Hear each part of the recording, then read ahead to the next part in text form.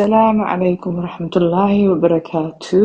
كسو دوادا channel keena raali ahaadana idinka soo daahiyay muuqaalooyinka safar ayaan galay in fact Europe dhan waa kasoo guuray xijiraan sameeyay Afrikaan imaaday alxamdulillah ilaaha nagu badbaadiyo insha Allah marka maanta waxaa idin wadaa dhowr qiso kan koowaad waxaan rabaa inaan sheekadeeda idinla wadaago qofkan saas ayuu yiri waxaan akhrin jiray suuratul baqara 2 ilaa 3 page maalintii ilaa aan ka dhameeyay suurada oo dhan haddana waan bilaabi jiray oo dhameyn jiray muddo 3 bilood ah ayaan waday suuratul baqara waxaana ku daray istighfaar iyo tahajjud waxaan akhrin jiray ducadii nabi Yunus sallallahu alayhi wasallam marka aan shaqada ku jiro marka aan baska saaranahay ama marka aan qabanayo hawsha guriga la ilaha illa anta subhanaka inni kuntu minadh dhalimin alxamdulillah waxaan u riyaashay kadib markii aan dikriga sameeyay muddo 3 bilood kadib alxamdulillah waxaan raadinayay inaan uur qaado muddo 4 sano aniga iyo ninkayga wax caafimaad darro ah ma jirin dhinaceena waqtigeena ma ahayn fadlan la wadaag sheekadan dhammaan dadka ku daawada marka gabadhan waxay sheegaysaa suuratul baqara inay akhrin jirtay maalin walba wayna bilaabi jirtay wayna dhameyn jirtay dana bilaabi jirtay way dhameyn jirtay 3 bilood ayay suuratul baqara waday waxayna ku dartay istighfaar iyo tahajjud oo qiyaam al-layl ducadii oo suuxay akhrin jirtay nabi Yunus la ilaha illa anta subhanaka inni kuntu minadh dhalimin markay shaqada ku jirto markay baska saaran tahay markay hawsha guriga qabanayso ilaahay amarkiis 3 bilood gudahood ayay uur ku yeelatay iyadoo 4 sano raadinaysay inay wax dhasho iyadoo inankeedina wax caafimaad darro ah ama dhibaato ah laguma sheegin oo ka ilaalinaya ama ka joojinaya inay uur lahaato waqtigooda ma ahayn marka sheekada labaad qofkan wuxuu yiri guushi istighfaarta waxaan garanayaa gabar 6 sano sugaysay inay ninkeeda la noolaato waxay isku dayday si kasta inay u hesho visa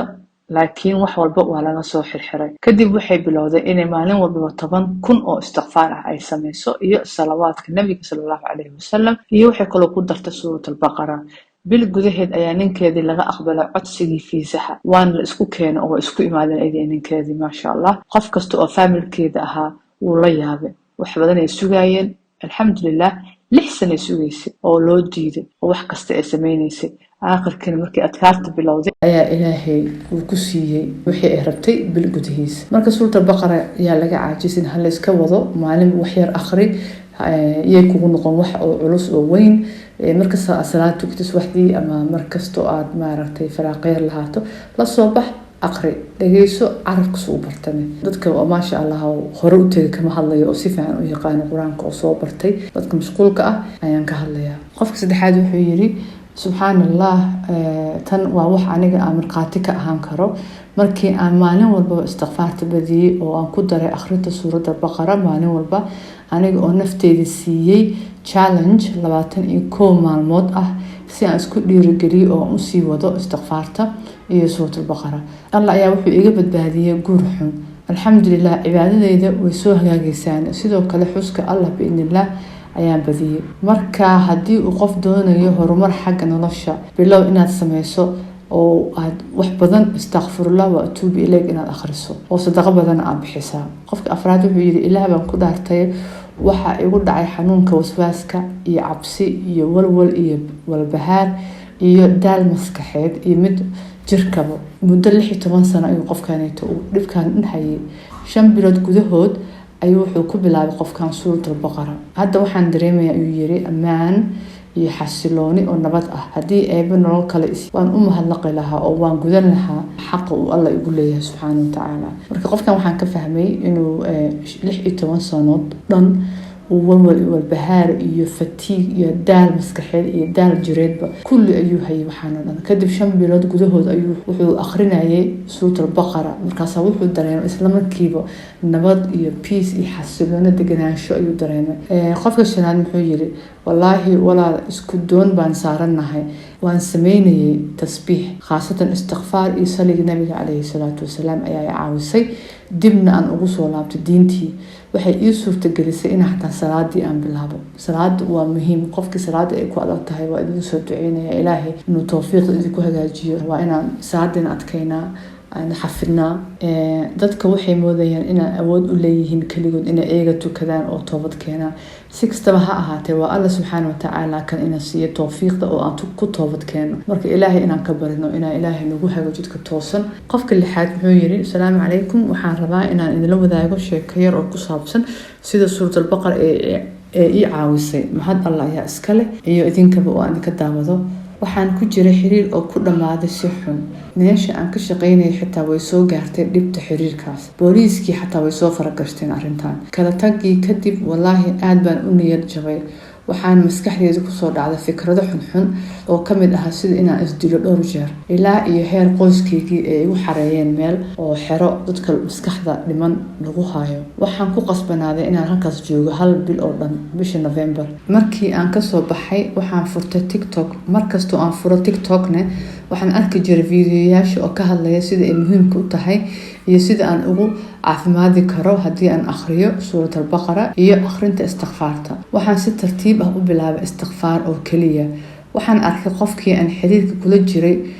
oo aan ka fakareynin oo maskaxdayda dhanba ka baxay kadibna waxaan bilaabay inaan salaad tukado muuqaalo badan oo ku saabsan akhriska suuratul baqara ayaan daawaday waxaan bilaabay inaan akhriyo al-baqara Allah dhibka maskaxdana wuu iga saaray alxamdulillah qofka toddobaad muxuu yiri waxaan sameynayay istighfaar ilaa iyo sanadkii hore muddo 10 sano ah ayaa waxa ay haystay dhibaatooyin guri la'aan gabi ahaanba waan rajo dhigay waxaan arkay muuqaaladiinii oo ka hadlay adkaarta iyo dhikriga Allah oo waxaan bilaabay sameynta istighfaarta bil kadib gabar ayaa nala soo xiriirtay oo waxay nagu tiri waxaan ku riyooday inaan u guureyno guri cusub natiijadii gabadha riyadeedii waxay rabtay inay na caawiso oo ay nagu xidho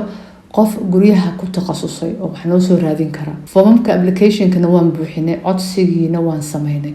istighfaartaydiina waan sii watay laakiin shaki ayaa qalbigayga soo galay maalintaas si cad ayaan u xasuustaa aniga oo kaligay fadhiya oo istighfaarta sameynaya ayaa waxaan bilaabay shaki oo aan u maleeyay in arrintan rajo lahayn waxaan markaas maqlay cod maskaxdaydii ka yeeraya codka aan maqlay muusan ahayn cod ani aan leeyahay codkii ayaa wuxuu igu yiri ma waxaad ka shakinaysaa arrin Allah subxaanahu wa tacaala uu mar hore aqbalay daqiiqado kadib markii aan maqlay codka telefoon ayaa ii soo dhacay waan ka jawaabay qofka waxa uu ii sheegay in codsigaygii guriga la aqbalay oo aan ku jirno liiska guri sugitaanka 5 sano liiskan wuxuu qaadanayaa 5 sano in guri lagu helo waxaan sii wata istighfaartii ma ahayn 100% wax 100% joogto ah laakiin waa isku dayay intii karaankayga ahaa waxaan Allah ka baryay in aan gurigeeni cusbaa Ramadaanka soo socdo aan ku soono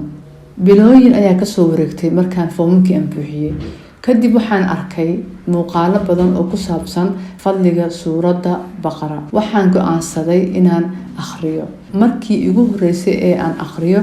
waxaa gabi ahaantayba iga tirtirmay walwalkii kadib waan joojiyay akhrinta muddo 7 ah kadibna waxaan go'aansaday inaan haddana al-baqara akhriskeedii ku celiyo wallahi isla markii aan dhameeyay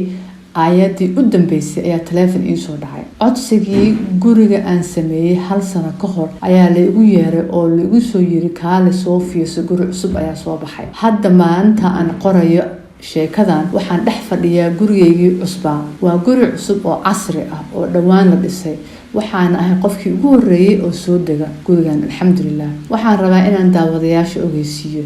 in xitaa haddii aysan arrimuhu isla markiiba ku hagaagin ha isdhiibin oo ha ka quusan waqtiga Allah uu qadaray waxa aad rabto inaad hesho waad helaysaa Allah waqtigiisa waa perfect intii aan ka sugay oo dhan Allah wuxuu ila sugayay inaan gurigan cusub aniga ilay dhis camal u mareysaa oo aniga ku talagalay marka qofkaanayto maasha Allah guri cusub oo liiska la geliyay 5 sano waiting ah oo la sugayay 5 sano inay qaadato guri cusub ayay 1 sano gudaheed ku heshay sheeko cajaa'ib ah sheekadaas marka sheekada noogu dambeysay qofkii sideedaad wuxuu yiri nolosha waxa aan nolosheeda ka gaaray meel mugdi ah oo aan ka baqayo inaan jiifto isbitaalka dadka maskaxda xanuunsan la geeyo Allah ayaa mahadleh geerida ayaa ii dhaantay marka loo fiiriyay xaaladda xun aan ku jiray wax xal ah ma hayn ilaa aan ka maqlay qisooyinka istighfaarta ah markaas ayaan akhrinta istighfaarta bilaabay waxaan waday 7 bilood oo joogto ah wiigii ugu horeeyay ee aan sameeyay dhikrigan waxaan dareemay in wadnahaygu uu la mid ahaa dhimbir dab ah oo markiiba lagu damiyay biyo qabow oo baraf ah alxamdulillah xaaladda nafsiyaadkayga iyo arrimahayga oo dhan way ii hagaag marka sheekada intaan bay ku eg tahay